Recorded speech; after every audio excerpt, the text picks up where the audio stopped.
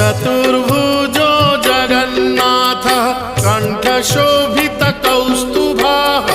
पद्मनाभो देवगर्भश्चन्द्रसूर्यविलोकनः जगन्नाथो लोकनाथो नीलाद्रीशः परो हरि